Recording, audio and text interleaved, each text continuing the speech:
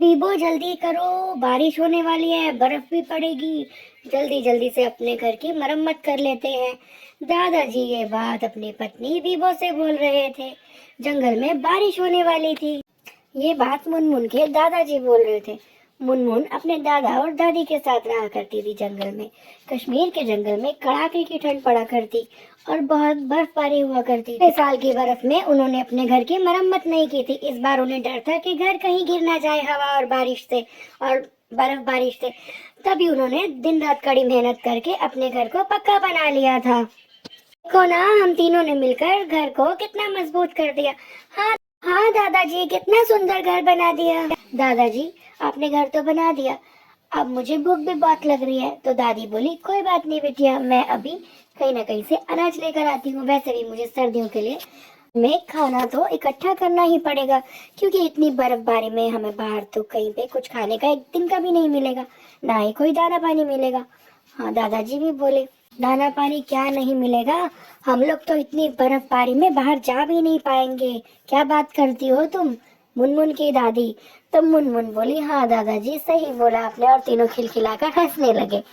तो मुनमुन के दादाजी बोले, अच्छा ऐसा करो, तुम खाना ढूंढ कर लाओ और बहुत सारा अनाज लेकर आना पूरी सर्दियों के लिए।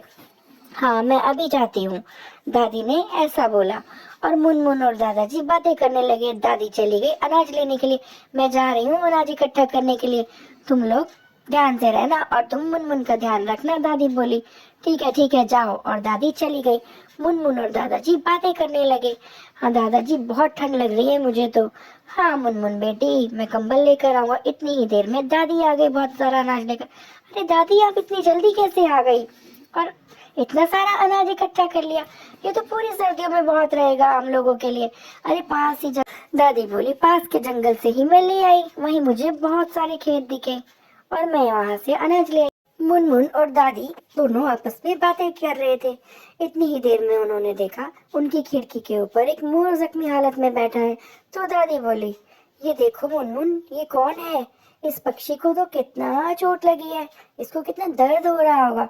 मुनमुन बोली, हाँ दादी, चलो इसी को अंदर बुलाकर इससे बात करते हैं। दादी ने उस मोर से बोला, अरे सुनो, ओ नन्हे पक्षी, बात सुनो, तुम कितने सुंदर हो, लेकिन तुम्हारे ये पंखों को क्या हुआ?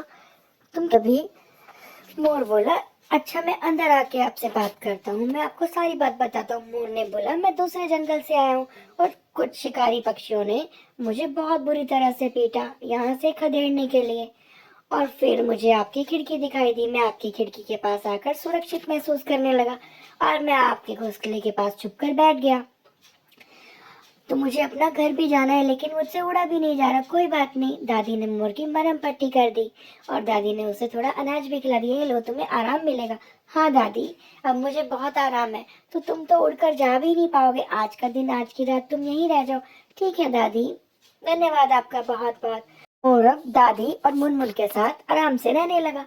दादी ने मोर का बहुत अच्छे से ख्याल रखा, मुनमुन ने भी। दादी बोली, अब हम तीनों सो जाते हैं, ठंड बहुत बढ़ रही है, लेकिन हमारे पास कोई गर्म कपड़ा नहीं है तुम्हें देने के लिए। हाँ दादी, कोई बात नहीं, मेरे मेरे लिए नहीं है तो आप खुद भी कौन सा गरम गरम कपड़ा लेकर सो रही हो? दादी बोली, हाँ बेटा, हमारे पास नहीं है कुछ भी। तुम्हारे दादाजी लेने तो गए हैं कंबल, लेकिन अभी तक आए नहीं।